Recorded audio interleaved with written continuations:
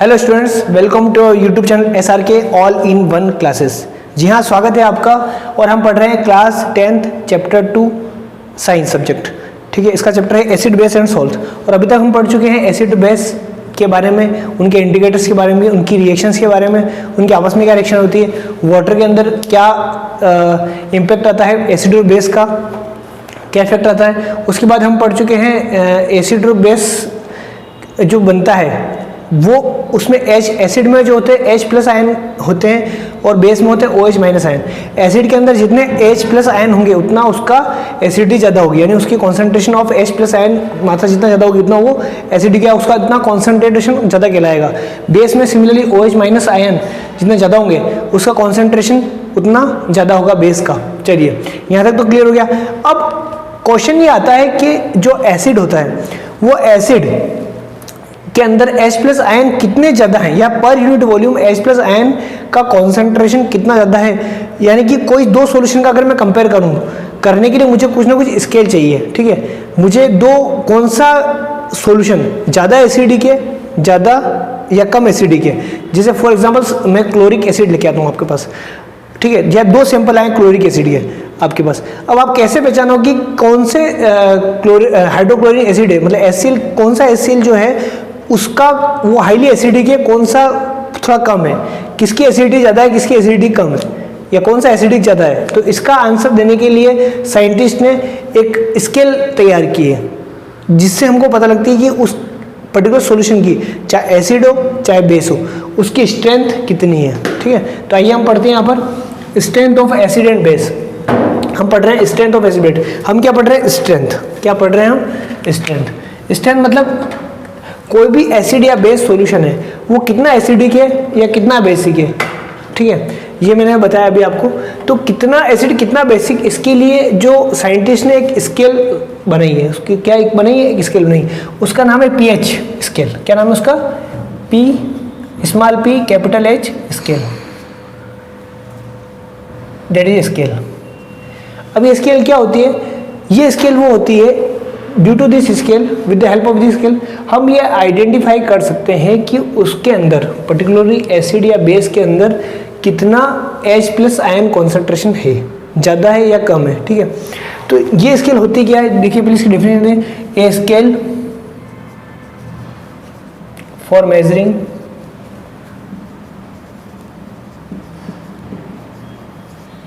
Hydrogen ion concentration in solution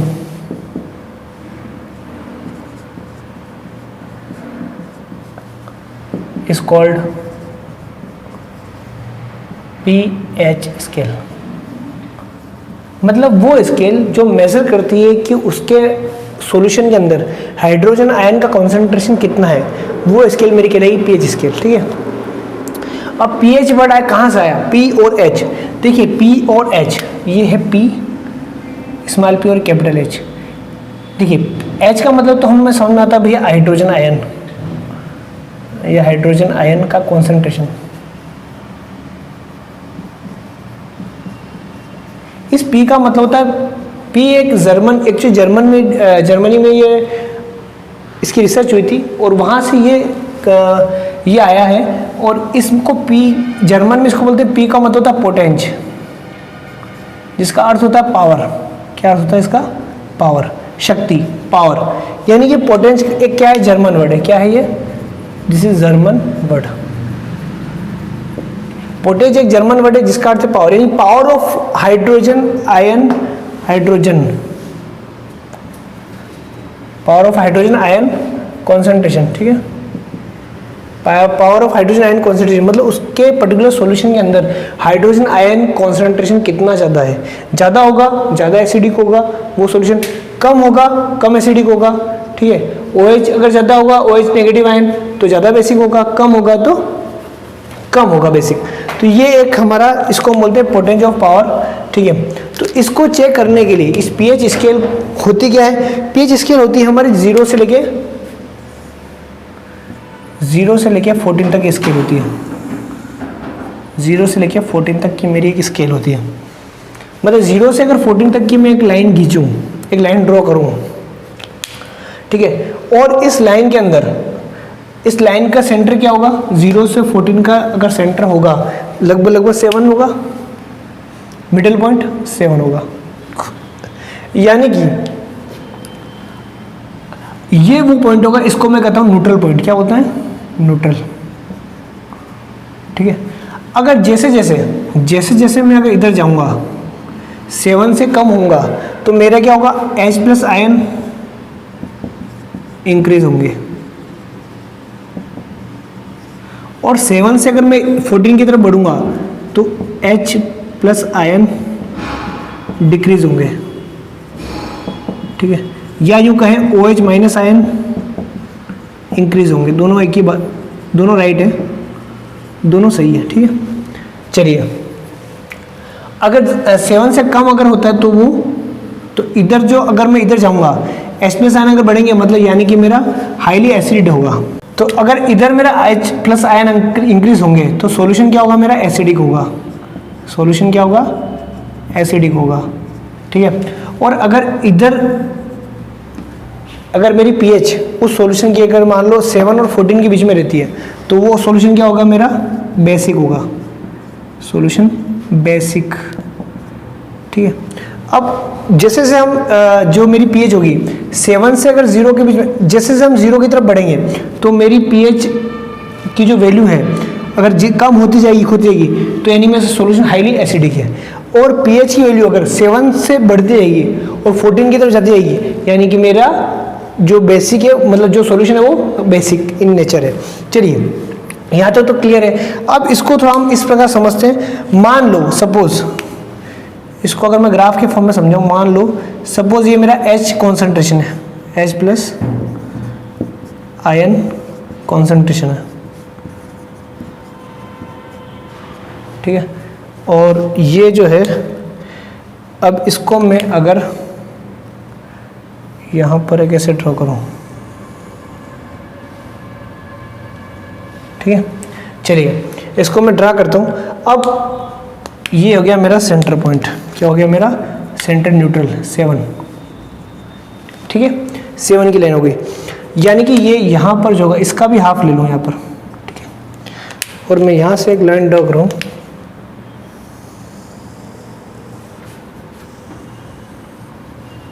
ठीक है, और इसको मैं कलर कर दूँ।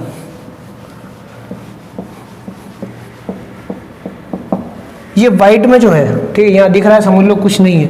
वाइट में जो है वो मेरी OH नेगेटिव आयन है। क्या है, OH नेगेटिव आयन, ठीक है।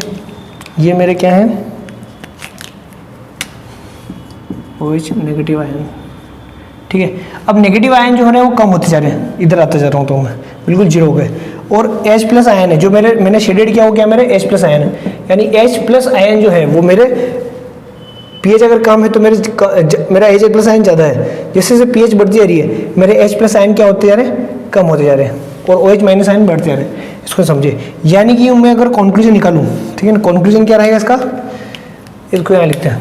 देखिए, अगर मेरी pH किसी भी सॉल्यूशन की अगर pH 7 है तो मेरा सॉल्यूशन क्या है, न्यूट्रल है, ठीक है, न्यूट्रल है। अगर किसी भी सॉल्यूशन का जो pH है अगर 7 से ज़्यादा है, 7 से ज़्यादा है तो सॉल्यूशन क्या है, सॉल्यूशन क्या है, बेसिक, ठीक है, बेसिक है, ठीक है। अगर किसी सॉल्यूशन का pH 7 से कम है, सॉल्यूशन का 7 से कम है तो सॉल्यूशन क्या है, एसिडिक है, एसिडिक है, ठीक है। अगर सॉल्यूशन का 7 है तो न्यूट्रल है। तो यहाँ तक आपको समझ में आ गया कि सॉल्यूशन में H प्लस आयन कॉन्सेंट्रेशन और OH माइनस आयन कॉन्सेंट्रेशन हम कैसे निकालेंगे और कैसे देखेंगे। अगर आपको pH दे दी जाए, आपको अगर बोल दिया जाए कि सॉल्यूशन का pH 8 है तो सॉल्यूशन क्या है, आपको pH अगर 8 है मतलब 7 से ज़्यादा, यानी कि सॉल्यूशन मेरा बेसिक है, इधर क्या आएगा, बेसिक इन नेचर है। अगर सॉल्यूशन 5 है तो 5 क्यों आएगा, 7 से इधर, तो सॉल्यूशन क्या हो गया मेरा, एसिडिक हो गया। अगर किसी सॉल्यूशन का pH 7 है तो उसका क्या होगा, वो बेसिक हो गया, एसिडिक का वो क्या होगा, न्यूट्रल होगा, ना एसिडिक होगा ना बेसिक होगा। 7 क्या होता है मेरा, न्यूट्रल होता है। तो ये आपको मेरे ख्याल से समझ में आ गया होगा। चलिए, यहाँ तक तो क्लियर हो गया। अब आगे हम पढ़ते हैं। अब ये तो सर समझ में आ गया कि 7 समय होने पे या pH की अगर मेरे को वैल्यू मिल जाए पर्टिकुलर सॉल्यूशन की, तो मैं आपको बता दूंगा कि वो एसिडिक है या बेसिक है। पर ये pH निकालते कैसे, pH निकालते कैसे, कैसे हमें पता लगेगा कि सॉल्यूशन का pH 8 है या 9 है या 10 है? बिल्कुल सही कहा आपने। इसके लिए आगे आपको मैंने पढ़ाया था, इंडिकेटर्स पढ़ाए थे, लिटमस इंडिकेटर, मेथिल ऑरेंज। तो एक इंडिकेटर और यहाँ पर होता है यूनिवर्सल इंडिकेटर। क्या होता है? एक यूनिवर्सल इंडिकेटर। हम एक और इंडिकेटर पढ़ेंगे, यूनिवर्सल इंडिकेटर। अब ये कौन सा इंडिकेटर होता है? ये universal indicator is a combination of all indicators. ठीक है। यूनिवर्सल इंडिकेटर क्या होता है? जनरली ये होता है, जनरली एक पेपर होता है, जनरली पेपर इम्प्रेग्नेटेड, ठीक है, generally paper impregnated with universal indicator, with universal indicator is used for measuring pH of solution। कैसे काम करता है ये? देखिए, इसमें क्या होता है कि जब एक पेपर होता है, ठीक है, एक पेपर की स्ट्रिप होती है, एक स्केल होती है। मैं आपको बना के बताता हूँ। मान लो यहाँ पर एक पेपर स्ट्रिप है, इस प्रकार का होता है ये। इस पे क्या ऑलरेडी हमारे को बहुत सारे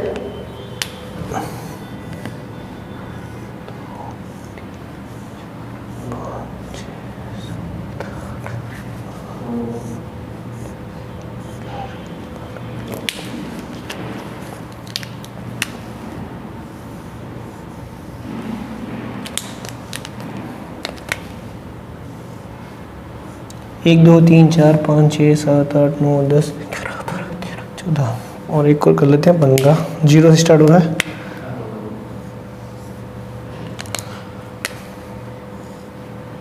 चलिए, तो ये होता है 0, 1, 2, या नीचे लिख देता हूँ मैं, ऊपर जाना नहीं। 0, 1, 2, 3, 4, 5, 6, 7, 8, 9, 10, 11, 12, 13, 14। अब ये जो पेपर स्ट्रिप होती है, इस पर बहुत सारे कलर इंडिकेटेड होते हैं। ठीक है, जैसे 0 जो होता है वो रेड कलर होता है। क्या होता है ये? रेड होता है। कौन सा कलर होता है? रेड। ठीक है, ठीक है। फिर लाइट रेड, हल्का रेड होता है। फिर ऑरेंज आ जाता है। क्या आता है? फिर ऑरेंज आ जाता है। ऑरेंज मेरे पास है नहीं इसलिए बता दूँ। जो 7 नंबर पे होता है वो जनरली कलर हमारा क्या होता है? ग्रीन होता है। क्या होता है ये? ग्रीन कलर होता है। ठीक है, इस प्रकार फिर धीरे धीरे ब्लू कलर आता है। यहाँ पर ये कलर जो होते हैं ब्लू होते हैं, ब्लू। 12 नंबर पे ब्लू कलर होता है। और ये जनरली हमारा पर्पल टाइप या वॉयलेट कलर होता है। ठीक है, इसको मैं इस प्रकार लिखता हूँ, आधा ग्रीन आधा ब्लू। ये वॉयलेट कलर होता है। ठीक है, क्या होता है? वॉयलेट कलर होता है। तो ये जो होता है ये इस प्रकार की, इसमें बहुत सारे कलर होते हैं। तो इसको याद रखने का जरूरत, जो हमारे रेनबो के कलर होते हैं, रेनबो के कलर कौन सा होता है? विबग्योर। आपने पढ़ा होगा विबग्योर। रेनबो के कलर कौन सा होते हैं? VIBGYOR, VIBGOR, GYOR। 7 कलर होते हैं रेनबो के। तो यहाँ पर भी ऐसे होता है। सबसे पहले वॉयलेट, इंडिगो, ब्लू, ग्रीन, दो छोड़ के होते हैं। ठीक है, जैसे रेड, फिर थोड़ा लाइट रेड, फिर ऑरेंज आ जाता है। यहाँ पर ये लाइट रेड, ऑरेंज अगर करीब यहाँ पर आएगा, ये कलर होगा मेरा ऑरेंज। ठीक है, तो इसको उल्टा विबग्योर लिखिए, मतलब ये वॉयलेट यहाँ आएगा V, फिर I, ब्लू, फिर ग्रीन आ गया यहाँ पर विब, फिर Y, ऑरेंज, और R मतलब रेड। ठीक है, इस प्रकार ये मेरे कलर से इसमें होते हैं। अब मान लो क्या मैंने एक स्ट्रिप देते हैं आपको। यूनिवर्सल इंडिकेटर में क्या होता है? पेपर स्ट्रिप होती है। उस सॉल्यूशन को आपने, सॉल्यूशन में अगर उस स्ट्रिप को आपने लगाया तो उस स्ट्रिप का कलर चेंज होता है। ठीक है, और कलर अगर वो रेड आ गया मतलब वो एसिड है, ऑरेंज आ गया, ग्रीन आ गया तो वो न्यूट्रल है उसका सॉल्यूशन। अगर वो वॉयलेट आ गया, इंडिगो आ गया या ब्लू आ गया तो सॉल्यूशन क्या है? क्या है मेरा, बेसिक इन नेचर। तो ये हमारा होता है यूनिवर्सल इंडिकेटर, ठीक है, उससे हम पता लगा सकते हैं सॉल्यूशन की पीएच कितनी है, ठीक है, क्लियर। तो ये यूनिवर्सल इंडिकेटर हमारा जनरली यूज होता है इसको सॉल्यूशन को। तो पीएच आपको समझ में आ गया, पीएच होती क्या है, क्लियर। अब इसके बाद हम पढ़ेंगे, आगे पढ़ेंगे हम किस प्रकार हमारे लाइफ के अंदर इस पीएच की बहुत इंपॉर्टेंस है। हमारे लाइफ में बहुत सारी एक्टिविटीज़ होती है जिसमें हमें पता लगता है कि जैसे हमारा डाइजेस्टिव सिस्टम, तो वो क्या करता है, डाइजेशन सिस्टम, उसमें भी वो पर्टिकुलर जो सॉल्यूशन निकलता है डाइजेशन के लिए स्टोमक में, उसकी भी कुछ ना कुछ पीएच होती है। तो इससे हम निकाल सकते हैं कि वो सॉल्यूशन की पीएच है कितनी है, क्या है। हाँ, तो हम पढ़ेंगे importance of pH in our day to day life. हम क्या पढ़ेंगे, importance of pH in our day to day life. रोज़मर्रा की ज़िंदगी में, हमारे जीवन में पीएच की क्या इम्पोर्टेंस है, ठीक है, ये क्या इम्पोर्टेंस हमारा देता है। चलिए आगे पढ़ते हैं। देखिए पीएच में जनरली सबसे पहले हम पढ़ेंगे हमारी बॉडी के बारे में, हमारी बॉडी के स्ट्रक्चर में। हमारी बॉडी का पीएच जो वर्क करता है जनरली 7 to 7.8 होता है, ठीक है। Our body works of pH 7 to 7.8, ठीक है। 7 मतलब न्यूट्रल, यानी और न्यूट्रल थोड़ा ज़्यादा है, न्यूट्रल के आसपास हमारी बॉडी रहती है, ना एसिडिक होती है हमारी बॉडी ना बेसिक होती है, ठीक है। तो न्यूट्रल या न्यूट्रल थोड़ा सा बेसिक की तरफ हमारी बॉडी का नेचर होता है, ठीक है, वो काम करती है। दूसरा सेकंड, अब जब हम खाना खाते हैं, फूड खाते हैं, तो फूड को डाइजेस्ट करने के लिए स्टोमक क्या करता है, एक लिक्विड या सॉल्यूशन प्रोवाइड करता है स्टोमक को, ठीक है, ठीक है। हमारी बॉडी स्टोमक में एक सॉल्यूशन आता है, वो सॉल्यूशन क्या होता है, एसिडिक होता है नेचर में, तभी हमारा जो फूड होता है वो डाइजेस्ट होता है, ठीक है। चलिए उस जो स्टोमक जो होता है वो हमारी बॉडी में जो फ्लूइड आता है या जो लिक्विड आता है या सॉल्यूशन आता है उसकी पीएच कितनी होती है, यानी कि हम क्या पढ़ रहे हैं, पीएच ऑफ डाइजेस्टिव सिस्टम।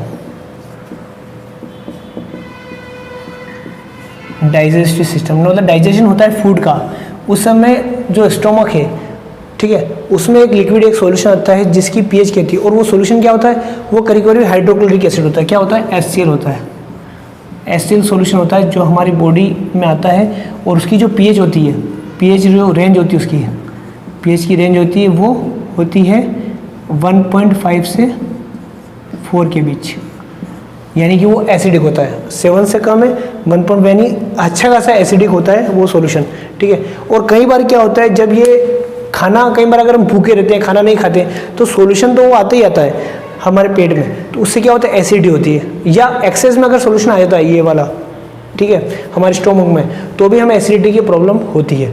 और इससे बचने के लिए हमें क्या करना चाहिए, हमें एंटी एसिड यानी कि कोई ना कोई बेस हमें खाना पड़ेगा। तो हम क्या करेंगे, इस एसिड को कम करने के लिए हम एंटी एसिड यानी कि यानी कि बेसिक नेचर का कोई सॉल्यूशन लेंगे ताकि हमारा ये न्यूट्रल हो जाए। तो जनरली हमारा मिल्क ऑफ मैग्नीशिया वो हम लेते हैं, यूज़ करते हैं, मिल्क ऑफ मैग्नीशिया। ये कहता है मैग्नीशियम हाइड्रोक्साइड होता है MgOH2, जो कि हम जनरली लेते हैं। और आप डॉक्टर के पास जाएंगे, वो भी आपको एक सिरप देगा जो कि बेसिक नेचर होगा और आपकी एसिडिटी कम होगी, ठीक है। तो ये हमारा डाइजेस्टिव सिस्टम में पीएच कैसे हेल्प करता है, क्या क्या इंपॉर्टेंस है पीएच की, ठीक है। अब पीएच ऑफ सॉइल, यानी कि प्लांट को भी पीएच चाहिए, और हमारी जो पीएच होती है, मतलब जो नेचर होता है, जनरली जो सॉइल की जो मिट्टी होती है उसकी पीएच 6.5 to 7 तक के बीच होती है, ठीक है। ये होती है पीएच सॉइल की जनरली, ठीक है। ये अगर इस टाइप की अगर पीएच है तो हमारा प्लांट अच्छा ग्रोथ करता है, ठीक है। और क्या हो सकता है, अगर हम कई बार हमारा जो दांतों में सड़न होती है, वो भी एसिडिक नेचर के कारण होती है, ठीक है। ये हम पढ़ते हैं टूथ डिके, यानी कि डिके का मतलब होता है सड़न, दांतों की सड़न। हमारा दांत जो बना होता है वो कैल्शियम फॉस्फेट से बना होता है। किसका बना होता है, कैल्शियम फॉस्फेट। कैल्शियम फॉस्फेट जो सब्सटेंस है वो सबसे हार्ड होता है, सबसे हार्ड, मतलब हमारी पूरी बॉडी यानी हड्डी से भी ज़्यादा हार्ड अगर कोई हो तो हमारे बॉडी में अगर कोई सब्सटेंस कोई ऑर्गन है तो वो टीथ है। क्या है हमारा, is a hard substance, hard substance क्या है हमारा बॉडी के अंदर, वो है टीथ, ठीक है, TEATH, टीथ है। अब टीथ जो होते हैं वो किसका बना होता है, कैल्शियम फॉस्फेट का। क्या वो तो बात है, परंतु जैसे ही अगर हमारे टीथ के अंदर बहुत सारे बैक्टीरियाज होते हैं या फूड के हल्के हल्के छोटे छोटे पार्टिकल्स होते हैं, फूड पार्टिकल्स होते हैं, और क्या होते हैं हमारे टीथ के अंदर, बैक्टीरियाज होते हैं, बैक्टीरियाज होते हैं और फूड पार्टिकल्स होते हैं। अब ये फूड पार्टिकल्स क्या करते हैं, एसिड जनरेट होता है इनसे, इन बैक्टीरिया से और फूड पार्टिकल से क्या होता है, एसिड जनरेट होता है। वो जनरेट होता है और हम पानी भी पीते हैं तो अभी से वो न्यूट्रल हो जाता है, सब कुछ होता है। पर अगर ये मान लो इन बैक्टीरिया और फूड पार्टिकल्स के कारण जो बेस है, अगर वो अगर ये लेस देन अगर 5.5 हुआ इसका पीएच, क्या है, अगर पीएच जो हुआ इसका टूथ का, उस टीथ के अंदर जो पीएच अगर 5.5 से कम हो गया, मतलब एसिडिटी होगी, तो फिर दांतों में सड़न लगना चालू होती है, टूथ देखिए हमारा चालू हो जाता है। तो मेन जो कारण होता है दांतों की सड़न का, वो होता है कि दांतों के अंदर जो दो पीएच है वो पीएच कम हो गया हमारा, इसका मतलब हमारा उसके अंदर पीएच कम हो गया। तो जनरली हम जो टूथपेस्ट यूज़ करते हैं जनरली वो बेसिक नेचर का होता है, ठीक है। टूथपेस्ट हम जो यूज़ करते हैं वो जनरली क्या होता है, बेसिक। इसलिए कहते हैं कि दांत या तो खाना खाने के बाद हमें, इसलिए कहते हैं खाना खाने के बाद हमें टूथब्रश करना चाहिए या पेस्ट करना चाहिए, ताकि वो हम टूथ डिके से बच सकें। और क्या है हमारे डे टू डे लाइफ में इसका यूज़, वो डे टू डे लाइफ में इसका यूज़ हो सकता है हमारा, जैसे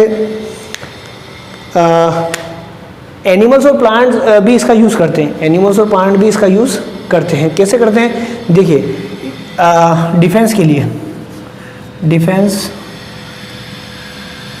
defence bye animal and plants.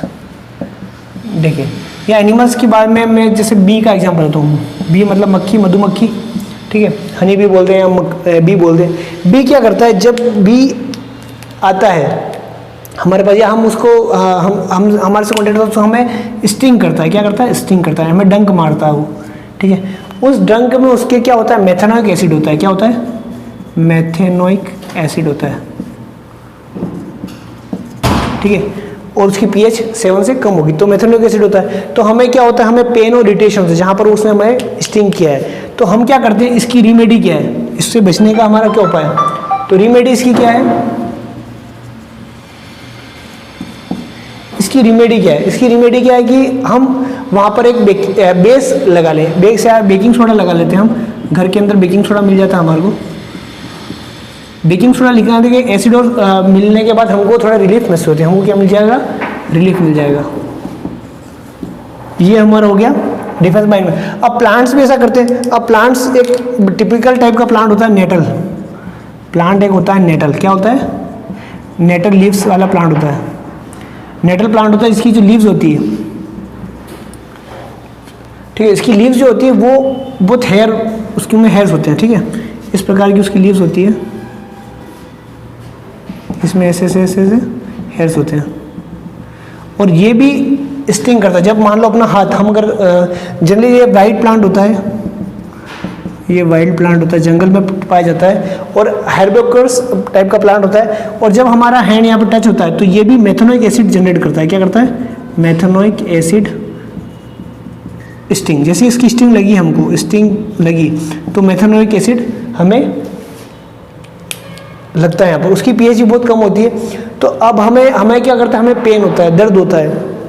अब उस दर्द से बचने के लिए कहते हैं नेचर में नेचर का ही सॉल्यूशन है, नेचर ही नेचर का सॉल्यूशन देता है, या कोई प्रॉब्लम होती है तो उसका सॉल्यूशन नेचर में ही होता है, तो प्रकृति में ही इसका सॉल्यूशन है। यानी कि जहाँ पर नेटल लीव्स इस प्रकार की लीव्स होती है जंगल के अंदर, वहीं पे एक और टाइप का प्लांट होता है जो बेसिक होता है नेचर के अंदर, और वो प्लांट होता है डॉक प्लांट। क्या होता है वो, डॉक, DOCK, डॉक प्लांट एक होता है जो होता है बेसिक होता है नेचर में, बेसिक इन नेचर। तो इसकी पत्तियां ये जनरली, और ये जो पाया जाता है नेटल का लीव्स उसके पीछे ही लगा होता है। अगर आप तुरंत जाएं जंगल के अंदर और आपको अगर इस प्रकार की अगर स्टिंग लग गया हो इस पर्टिकुलर लीफ से, आप उसके पीछे एक डॉग प्लांट होगा, उसकी लीफ ले लें और वापस जहाँ पर उसका स्टिंग लगा है आपको इस लीफ का, उसको यहाँ पर लगा लें जहाँ पर आपको स्टिंग लगा है, आपको तुरंत रिलीफ मिल जाएगा। ठीक है, तो ये कुछ पीएच के एग्जांपल्स हैं। हमारे डे टू डे लाइफ में पीएच का क्या यूज़ है, तो यहाँ पर ये ऑलमोस्ट चैप्टर खत्म होता है हमारा। अब कुछ जो है एसिड के टाइप्स हैं जो मैं जनरली फटाफट आपको समझाता हूँ। टाइप ऑफ एसिड्स, ठीक है, जो आपकी बुक में दिए हैं कितने टाइप के एसिड्स होते हैं, टाइप ऑफ एसिड्स जो हमारे डे टू डे लाइफ में यूज़ होता है। ठीक है, एसिड में कई टाइप के होते हैं। देखिए पहला देखिए एसिड, देखिए जनरली जो हम एसिड जो यूज़ करते हैं जैसे विनेगर हम घर में यूज़ करते हैं जब हम चाउमीन मंचूरियन बनाते हैं, तो उसमें एसिटिक एसिड होता है। क्या होता है, एसिटिक एसिड। ठीक है, चलिए लेमन नींबू या फिर ऑरेंज संतरा जो होता है, इसमें कौन सा एसिड होता है, इसमें साइट्रिक एसिड होता है, साइट्रिक एसिड। ठीक है, ठीक है, टमाटर जो होता है उसमें कौन सा एसिड है, ऑक्जेलिक एसिड होता है, ऑक्जेलिक एसिड। ठीक है, ऑक्जेलिक एसिड होता है। एक हम क्या एक टार्ट्रिक यूज़ करते हैं हम जनरल टार्ट्रिक। ठीक है, तो टर्मेरिन नाम होता है उस पर्टिकुलर सॉल्यूशन का, टर्मेरिन, और उसका नाम होता है टार्ट्रिक एसिड। उसमें कौन सा एसिड होता है, टार्ट्रिक एसिड। तो ये कुछ बेसिक एग्जांपल्स हैं एसिड के।